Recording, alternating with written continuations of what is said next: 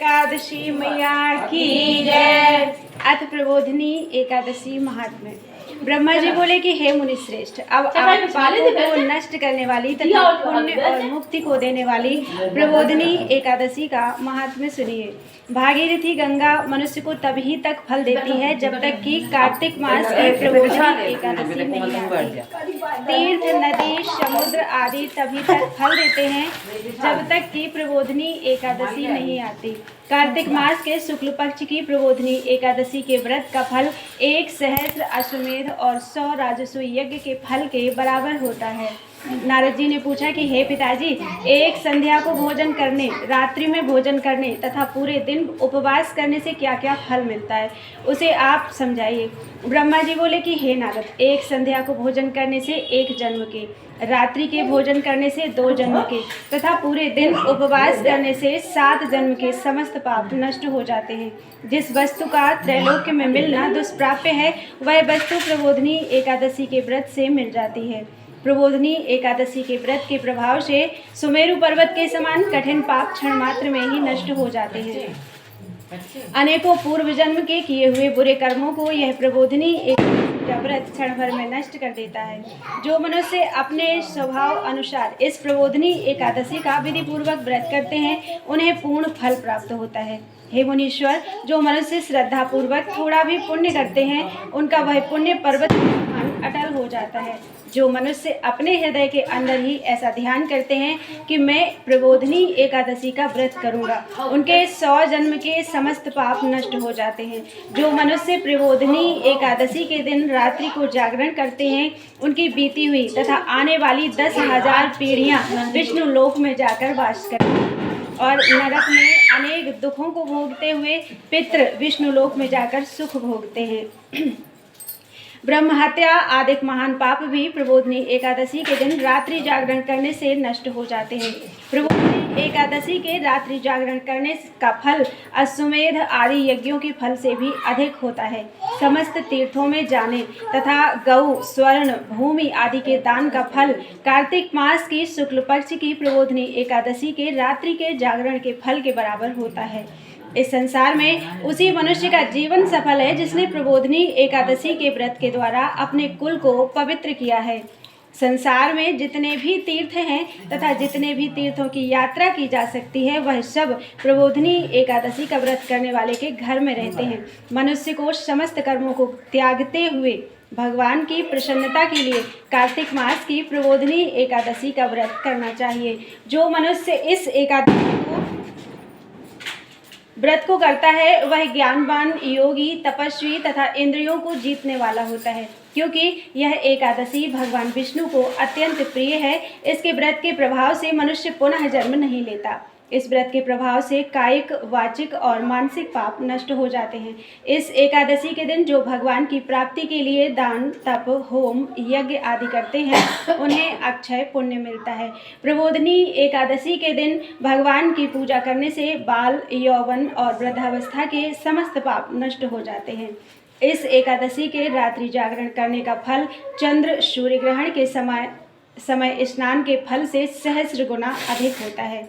मनुष्य जन्म से लेकर वृद्धावस्था तक जो पुण्य करता है, वह पुण्य प्रबोधिनी एकादशी के व्रत के पुण्य के सामने व्यर्थ है। जो मनुष्य प्रबोधिनी का व्रत नहीं करते, उनके समस्त पुण्य व्यर्थ हो जाते हैं। इसलिए हे नारद, तुमको भी विधि पूर्वक विष्णु भगवान की पूजा करनी चाहिए। जो मनुष्य कार्तिक मास में धर्म परायण होकर अन्य व्यक्तियों का अन्न नहीं खाते, उन्हें चांद्रायण व्रत का फल मिलता है।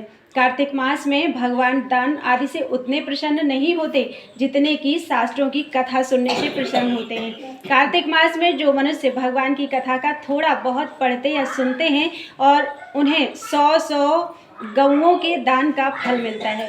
जो मनुष्य अपने कल्याण के लिए भगवान विष्णु की कथा सुनते हैं, वे अपने कुटुंब का उद्धार करके 1 सहस्त्र गौदान का फल पाते हैं। जो मनुष्य प्रबोधिनी एकादशी के दिन विष्णु जी की कथा सुनते हैं और कथा बाँचने वाले ब्राह्मण की यथोचित पूजा करते हैं, तथा उसे संतुष्ट करते हैं वे उत्तम लोक को जाते हैं। इस पर नारद जी बोले कि हे ब्रह्मा जी, अब आप एकादशी के व्रत का विधान कहिए और किस व्रत से कौन सा पुण्य मिलता है वह भी समझाइए। ब्रह्मा जी बोले कि हे नारद, इस एकादशी के दिन मनुष्य को ब्रह्म मुहूर्त में उठना चाहिए और नदी, तालाब, कुआं आदि पर स्नान करके व्रत का नियम लेना चाहिए। उस समय भगवान से विनय करनी चाहिए कि हे भगवान, आज मैं निराहार रहूंगा और दूसरे दिन भोजन करूंगा, इसलिए आप मेरी रक्षा करें। इस प्रकार विनय करके भगवान की पूजा करनी चाहिए और व्रत प्रारंभ करना चाहिए। उस रात्रि को भगवान के समीप गीत, नृत्य, बाजे तथा कथा आदि से व्यतीत करनी चाहिए। प्रबोधिनी एकादशी के दिन कृपणता को त्याग कर बहुत से पुष्प, फल, अगर, धूप आदि से भगवान की आराधना करनी चाहिए। शंख के जल से भगवान को अर्घ्य देना चाहिए। पानी दे दो। इसका फल समस्त तीर्थदान आदि से करोड़ गुना अधिक होता है। जो मनुष्य अगस्त्य पुष्प से भगवान की पूजा करते हैं उनके सामने इंद्र भी हाथ जोड़ता है। कार्तिक मास में जो बिल्व पत्र से भगवान की पूजा करते हैं उन्हें अंत में मुक्ति मिलती है। कार्तिक मास में जो मनुष्य तुलसी जी से भगवान की पूजा करते हैं उनके 10,000 जन्म के समस्त पाप नष्ट हो जाते हैं। जो मनुष्य इस मास में श्री तुलसी जी के दर्शन करते हैं या छूते हैं या ध्यान करते हैं या कीर्तन करते हैं या रोपण अथवा सेवा करते हैं वे 1000 कोटि युग तक भगवान के घर में रहते हैं। जो मनुष्य तुलसी का पेड़ लगाते हैं उनके कुटुंब में जो पैदा होते हैं वे प्रलय के अंत तक विष्णु लोक में रहते हैं। जो भगवान की कदम्ब पुष्प से पूजा करते हैं वह यमराज के दुखों को नहीं पाते। समस्त मनोवांछाओं को पूर्ण करने वाले भगवान भी कदम्ब पुष्प को देखकर अत्यंत प्रसन्न होते हैं। यदि उनकी जिया पानी पी लो, चरणामृत दे दो, भगवान जी का दे दो, 1 घंटे का दे दो। यदि उनकी कदम पुष्प से पूजा की जाए तो फिर बात ही क्या है। जो गुलाब के पुष्प से भगवान की पूजा करते हैं उन्हें मुक्ति मिलती है। जो मनुष्य बकुल और अशोक के फूलों से भगवान की पूजा करते हैं वे अनंत काल तक शोक से रहित होते हैं। जो मनुष्य विष्णु भगवान की सफ़ेद और लाल कनेर के फूलों से पूजा करते हैं उन पर भगवान अत्यंत प्रसन्न होते हैं। जो मनुष्य विष्णु भगवान की दूर्वादल से पूजा करते हैं वे पूजा के फल से 100 गुना अधिक फल पाते हैं। जो भगवान की शमी पत्र से पूजा करते हैं वे भयानक यमराज के मार्ग को सरलता से पार कर जाते हैं। जो मनुष्य चंपक पुष्प से भगवान विष्णु की पूजा करते हैं वे आवागमन के चक्र से छूट जाते हैं। जो मनुष्य स्वर्ण का बना हुआ केतकी पुष्प भगवान पर चढ़ाते हैं और उनके करोड़ों जन्म के पाप नष्ट हो जाते हैं। जो मनुष्य भगवान को पीले और रक्त वर्ण कमल के सुगंधित फूलों से पूजा करते हैं उन्हें श्वेत द्वीप में स्थान मिलता है। इस प्रकार रात्रि में भगवान की पूजा करके प्रातःकाल शुद्ध जल की नदी में स्नान करना चाहिए। स्नान करने के पश्चात भगवान की प्रार्थना करते हुए घर आकर भगवान की पूजा करनी चाहिए। इसके बाद व्रत पूर्ति के लिए ब्राह्मणों को भोजन कराना चाहिए और दक्षिणा देकर मधुर वचनों द्वारा सभा करनी चाहिए। इसके उपरांत भोजन और गौदान से गुरु की पूजा करनी चाहिए और ब्राह्मणों को भूयसी दक्षिणा देकर नियम को छोड़ना चाहिए। ब्राह्मणों को यथाशक्ति दक्षिणा देना चाहिए। जिस ब्राह्मण को रात्रि में भोजन करावे उसे बैल दान करना चाहिए। जो मनुष्य यात्रा स्नान करते हैं उन्हें दही और शहद दान करना चाहिए। जो मनुष्य फल की आशा करते हैं उन्हें फल का दान करना चाहिए। तेल की जगह घी और घी की जगह अन्नों में चावल दान करना चाहिए। तेल की जगह घी और घी की जगह दूध, अन्नों में चावल दान करना चाहिए।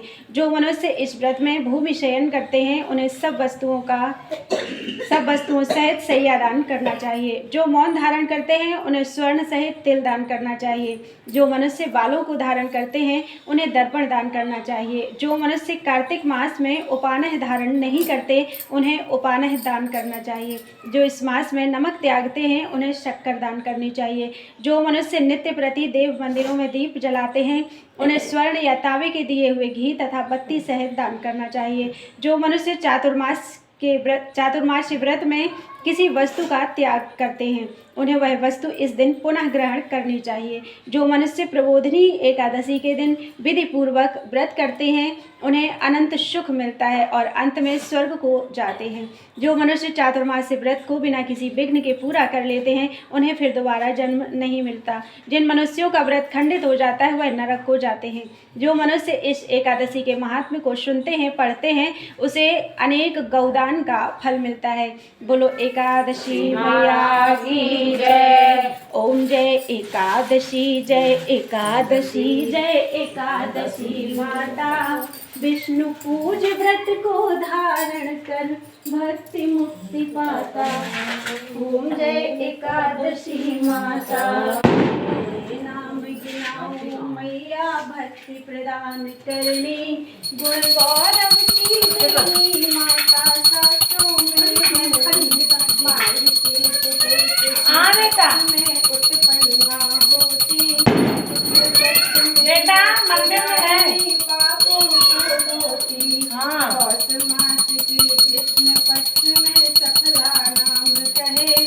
शुक्ल पक्ष में होए पुत्र आनंद अधिक रहे। नाम सकला मास में कृष्ण पक्ष आवे। शुक्ल पक्ष में जया कहावे सदा पावे। विजया भावनी कृष्ण पक्ष में शुक्ला पाप मोचनी कृष्ण पक्ष में चैत्र मास बल की।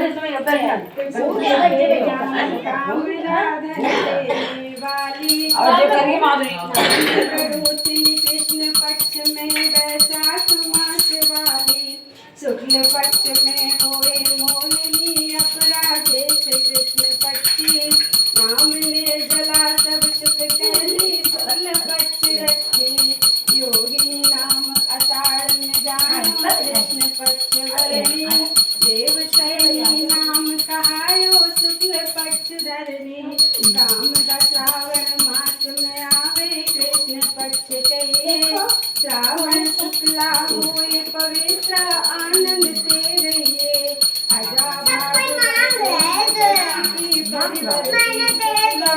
इंद्रा आश्विनी कृष्ण पक्ष में व्रत से पक्ष में पाप हरण हारि। रमा मास कार्तिक में आवे सुखदायक भारी। देवोत्थानी शुक्ल पक्ष की नाशक मैया। लौंड मास की करूँ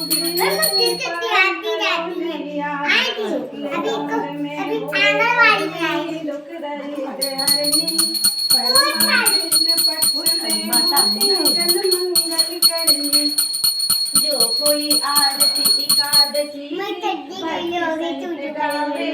जन रघुनाथ स्वर्ग का वास निश्चय वह पाए।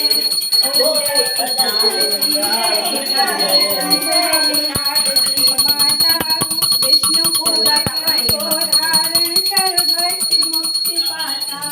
ओम मंदिर वाली कथा जय एकादशी मैया की माता की जय। राधा रानी सरकार की जय। हाँ पद्मा घर ही हो गई मंदिर में।